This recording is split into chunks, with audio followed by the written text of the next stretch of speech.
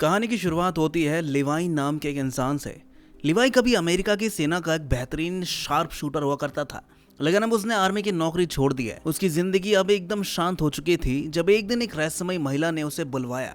वो महिला लिवाई से कहती है, मेरे पास तुम्हारे लिए बहुत ही खास और गोपनीय मिशन है। तुम्हें अमेरिका और रूस की सीमा पर बने एक टावर पर पूरे 1 साल तक निगरानी रखनी है। इसके बदले तुम्हें बहुत सारा पैसा मिलेगा और ये मिशन पूरी तरह सीक्रेट है, किसी को भी इसकी भनक नहीं लगनी चाहिए। लिवाई इस ऑफर को स्वीकार कर लेता है और इसी के साथ दूसरी तरफ हमें कहानी में एक रूसी लड़की दिखाई जाती है जिसका नाम ड्रासा है। ड्रासा भी एक तेज निशानेबाज है, लेकिन वो पैसों के लिए लोगों की सुपारी लेकर हत्या करती है। वो एक तरह की कॉन्ट्रैक्ट किलर है, कह सकते हैं। ड्रासा अपने पिता से मिलने जाती है जो एक कब्रिस्तान में काम करते हैं। उनके स्वास्थ्य की हालत बहुत खराब हो चुकी है। वो ड्रासा से कहते हैं, अब मैं इस दर्द को और नहीं झेल सकता बेटा। मैंने सोच लिया है कि इस आने वाले 14 फरवरी को मैं अपनी जिंदगी को खत्म कर दूंगा। जहाँ भी रहो उस दिन बस आसमान की तरफ एक बार देखना और मुझे अलविदा कह दे। पिता की ये बात सुनकर ड्रासा अंदर से टूट जाती है। उसकी आंखों में आंसू आ जाते हैं। ये एक ऐसा पल होता है जो उसकी जिंदगी का मोड़ बनने वाला था। इधर लिवाई को हेलीकॉप्टर से मिशन की शुरुआत के लिए एक दुरुस्त इलाके में उतारा जाता है, जहाँ से उसे अगले 24 किलोमीटर का सफर पैदल ही तय करना होता है। मौसम सर्द होता है, रास्ता वीरान और मुश्किल भरा था। अगले 2 दिन तक लगातार चलते हुए वो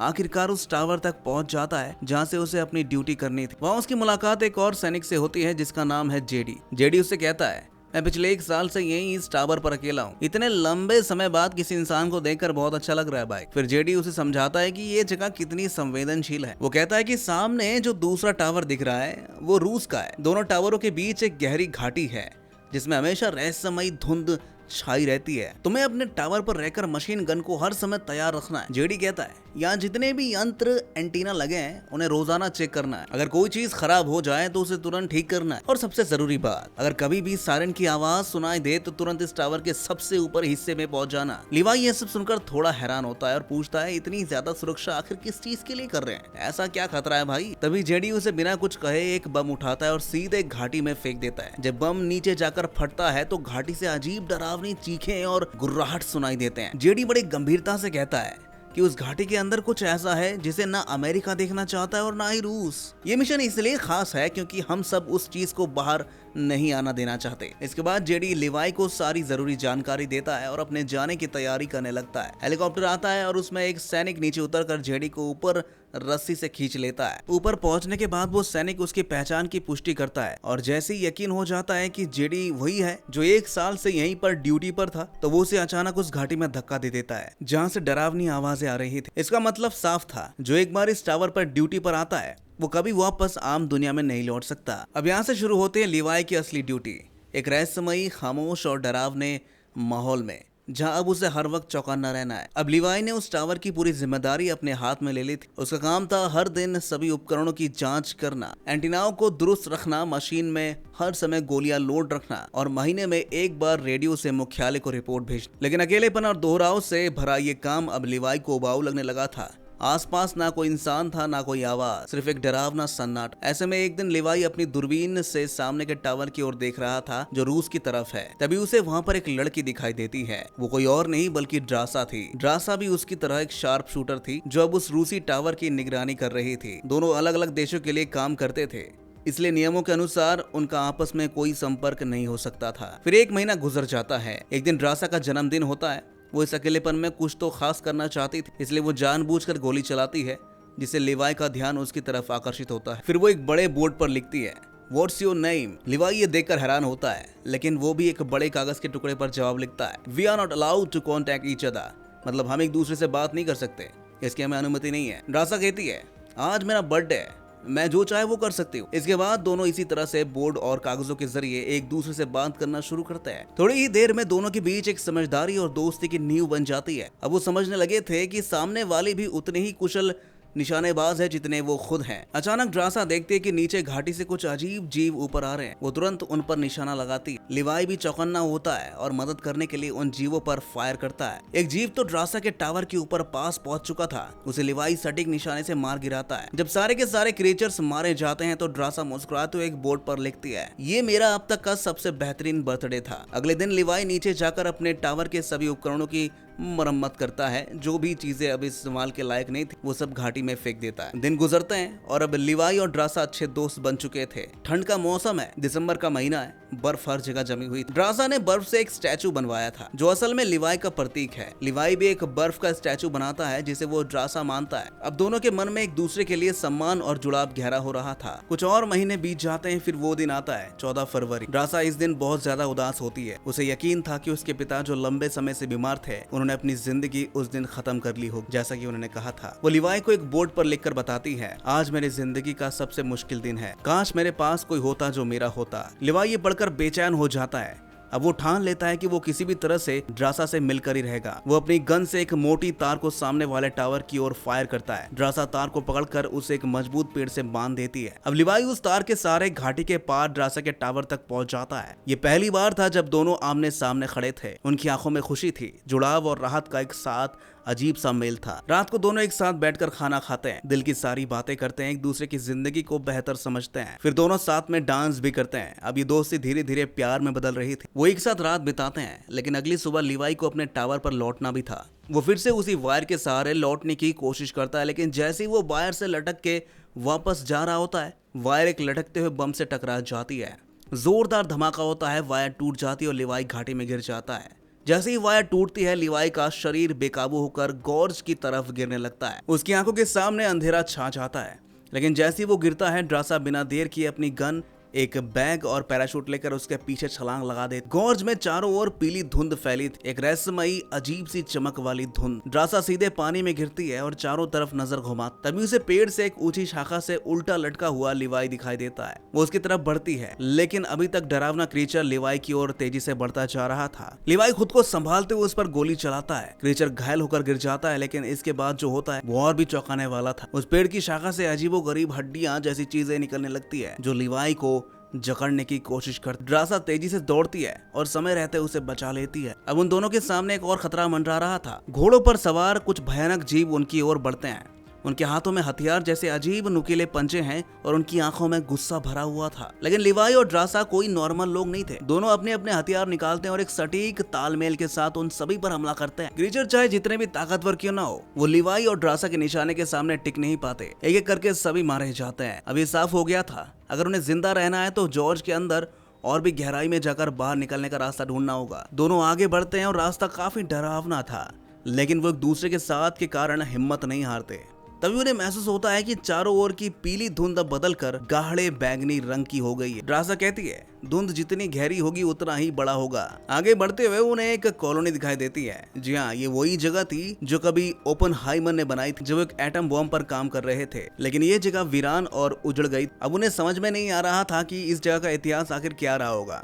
और वो अंदर बढ़ते हैं और एक पुराने लैब में पहुंचते हैं जिस पर लिखा होता है स्थापना वर्ष 1946। लैब के अंदर एक पुराना कैसेट प्लेयर मिलता है। जैसे ही वो उसे चालू करते हैं, एक महिला रिसर्चर की रिकॉर्डिंग सुनाई देती है। वो कहती है, हम इस जगह पर मानव डीएनए पर रिसर्च कर रहे थे, लेकिन हमारी रिसर्च एक बड़ी गलती साबित हुई। पूरी लैब की जैविक बनावट एक हो गई। इंसानों के अंदर से पेड़ पौधे निकल सकते हैं और पेड़ों के भीतर मांसपेशियां हो सकती हैं। इस जगह की हर चीज एक साझा डीएनए से बनी है। लिवाई और ड्रासा एक दूसरे की तरफ देखते हैं। अब उन्हें समझ में आने लगा था कि इस जगह में इतना डर क्यों है। वो आगे बढ़ते हैं और वहां मौजूद कुछ और कंप्यूटर्स को देखते हैं जो बेहद एडवांस्ड और हाई टेक थे। ऐसा टेक्नोलॉजी जो 1946 के समय की हो ही नहीं सकती थी। लिवाई उन कंप्यूटर्स को चेक करता है और जो सच्चाई सामने आती है वो डराने वाली थी। उन्हें पता चलता है कि यहाँ एक गुप्त प्रोजेक्ट चल रहा था। ऐसा प्रोजेक्ट जो इंसानों के डीएनए को और विकसित करके उन्हें सुपर सोल्जर्स बनाने की दिशा में काम कर रहा था। और ये प्रोजेक्ट किसी और का नहीं बल्कि उसी रहस्यमय महिला का था जिसने लिवाई और ड्रासा को टावर पर नियुक्त किया था। सारी रिसर्च ड्रोन के जरिए संचालित हो रही थी क्योंकि यहाँ इंसान सीधे नहीं आ सकते थे। इसलिए लिवाई और ड्रासा जैसे प्रशिक्षित सैनिकों को इसलिए बुलाया गया था ताकि वो इन एंटेना और हथियारों की मरम्मत कर सके और सिस्टम चालू रख सके। जेडी जो पहले यहाँ तैनात था, उसने जो सायरन की चेतावनी दी थी वो पूरी तरह समझ आ चुकी थी। उस घाटी के भीतर एक विशाल मिसाइल छिपी थी और अगर वो फटी तो 2.5 किलोमीटर के दायरे में हर चीज तबाह हो जाएगी। अब उन्हें इस पूरे खेल की गहराई समझ में आ चुकी थी और अब ये भी साफ हो चुका था कि अमेरिकी और रूसी सरकारें इन जगह के बारे में नहीं जानती थी और ये पूरा मिशन सिर्फ उस महिला का निजी प्रोजेक्ट था। अब लिवाई और ड्रासा को यहाँ से किसी भी कीमत पर निकलना था, लेकिन बाहर जाने का रास्ता आसान नहीं था। तभी कुछ विचित्र जीव अचानक उनके सामने आ जाता है। ये उनके सामने उनके बैग रखते हैं, वही बैग जिनमें उनकी गन की गोलियां रखी थी। दोनों हैरान रह जाते हैं। उन्हें पता था कि गोलियों के बिना आगे बढ़ना नामुमकिन है। ड्रासा धीरे धीरे उन बैग्स की तरफ बढ़ती है, लेकिन जैसे ही वो बैग उठाने ही वाली होती है, खतरनाक क्रिएचर उसे खींचकर अंदर की तरफ ले जाता है, जो एक रेड जोन है। रेड जोन यानी इस जगह का सबसे खतरनाक इलाका। ड्रासा अब उस रेड जोन में अकेली होती है और सामने खड़ा होता है एक भयानक प्राणी, लेकिन ये कोई आम राक्षस नहीं था, वो उसका डीएनए चेक कर रहा था। इस रहस्य का पर्दाफाश तब होता है जब ड्रासा को समझ में आता है कि ये वही पहला सैनिक था जिसे टावर पर तैनात किया गया था, लेकिन अब वो पूरी तरह बदल चुका था। उसके शरीर में इंसानों के साथ साथ पेड़ पौधे का डीएनए भी मिल चुका था और अब वो आधा मानव आधा जैविक प्राणी बन चुका था। वो क्रिएचर ड्रासा पर हमला करने की कोशिश करता है। ड्रासा भी हिम्मत नहीं हारती और सीधे उस पर हमला बोल देती है। दोनों के बीच जबरदस्त लड़ाई होती है। तभी ठीक समय पर लिवाई वहां पर पहुंच जाता है। वो पीछे से उस क्रिएचर पर गोली चलाता है और उसे खत्म कर देता है। इस भयानक मुठभेड़ के बाद उन्हें एक और बड़ी सच्चाई पता चलती है। द्वितीय विश्व युद्ध के समय यहाँ बायोलॉजिकल वेपन्स बनाए जा रहे थे, लेकिन एक भूकंप के कारण वो सभी हथियार लीक हो गए थे और पूरा वातावरण संक्रमित हो गया था। अब ये जगह पूरी तरह एक जैविक प्रयोगशाला बन चुकी थी, एक भटकती हुई, सांस लेते हुए इंसानों और पेड़ों के डीएनए से बनी हुई जंगली दुनिया। अब लिवाई और ड्रासा को यहाँ से बाहर निकलने की सख्त जरूरत थी। वो आगे बढ़ते हैं और उनके सामने आता है एक विशाल पेड़, लेकिन ये कोई नॉर्मल पेड़ नहीं था। इसके अंदर इंसानों जैसे ऑर्गन्स जैसे दिल, फेफड़े, आंखें साफ दिखाई दे रहे थे। ड्रासा का पैर गलती से उस पेड़ के एक हिस्से पर पड़ता है। पेड़ अचानक जाग उठता है और इन दोनों पर हमला कर देता है। लिवाई तेजी से आग जलाकर उस पेड़ को जला देता है। ये दृश्य और भी भयानक हो जाता है जब पेड़ के अंदर से चीखें आने लगती है जैसे वो जीवित हो। दोनों आगे बढ़ते हैं और अचानक उन्हें एक जीप मिलती है। राहत की सांस लेते हुए वो दोनों उस जीप में बैठते हैं और तेजी से उस जोन से बाहर निकल जाते हैं। उनका सफर उन्हें वापस उस पर्पल जोन में ले आता है, वही जगह जहाँ से उन्होंने गॉर्ज के अंदर उतरना शुरू किया था। वही उन्हें ऊपर की ओर लटकती हुई वायर मिलती है जो उन्हें वापस ऊपर ले सकती थी। लिवाई उस वायर को जीप से बांध देता है और धीरे धीरे वायर के सहारे ऊपर चढ़ने की कोशिश शुरू करता है, लेकिन खतरा अभी भी खत्म नहीं हुआ था। गॉर्ज के डरावने जीप अब भी उनका पीछा नहीं छोड़ रहे थे। वो जीप के साथ चिपक जाते हैं और ऊपर चढ़ने की कोशिश करने लगता है। लिवाई अब चालाकी दिखाता है। वो जीप की पेट्रोल वाली टंकी को फोड़ देता है और उसमें आग लगा देता है। जलती हुई जीप के साथ ही वो सारे जीप भी भस्म हो जाते हैं। किसी तरह लिवाई और ड्रासा ऊपर आ जाते हैं। अब दोनों ठान लेते हैं कि वो दोबारा इस टावर पर कभी नहीं रुकेंगे, लेकिन लिवाई के मन में एक बात साफ थी। वो इस जगह को हमेशा के लिए खत्म कर देना चाहता था। वो कहता है मुझे अपने टावर को ब्लास्ट करना होगा और साथ ही वो मिसाइल भी एक्टिवेट करनी होगी जो नीचे गॉर्ज में है, ताकि ये सारा संक्रमण, ये सारे जीव और ये खतरनाक डीएनए हमेशा के लिए मिट जाए। ड्रासा कहती है मेरे पास एक सीक्रेट जगह है जहाँ में कोई नहीं खोज पाएगा, वहाँ हम दोनों हमेशा सुरक्षित रह सकते हैं। लिवाई सहमति से सिर हिलाता है, लेकिन उससे पहले उसका अंतिम मिशन बाकी था। लिवाई अब अपने टावर की ओर लौटने की अंतिम सफर शुरू करता है। उसके मन में कोई डर नहीं था, बस एक उद्देश्य था, इस खतरनाक जगह को हमेशा के लिए खत्म करने का। जैसे वो टावर पर पहुंचता है, उस रहस्यमयी महिला को जिसने ये मिशन दिया था, लिवाई की गतिविधि पर शक हो जाता है। वो तुरंत रेडियो पर संपर्क करती है और पूछती है क्या तुम नीचे गॉर्ज में गए थे? किसी ने हमारे कंप्यूटर सिस्टम को एक्सेस किया है। लिवाई शांत स्वर में झूठ बोलता है, नहीं तो मैं तो नीचे नहीं गया। महिला फिर कहती है अगर तुम नीचे नहीं गए तो जरूर सामने वाले टावर से कोई नीचे गया होगा, तुम्हें उसे खत्म करना होगा। लिवाई दिखावे के लिए जवाब देता है ठीक है, लेकिन इस दौरान वो अपनी असली प्लान पर काम करना शुरू कर देता है। वो धीरे धीरे सभी बम्स को एक्टिवेट करता है, टावर के अंदर और नीचे उस मिसाइल से जुड़े हर हिस्से में। पर तभी रहस्यमय महिला को एक और बड़ा शक होता है। उसे लिवाई और ड्रासा के साथ ली गई एक तस्वीर मिलती है।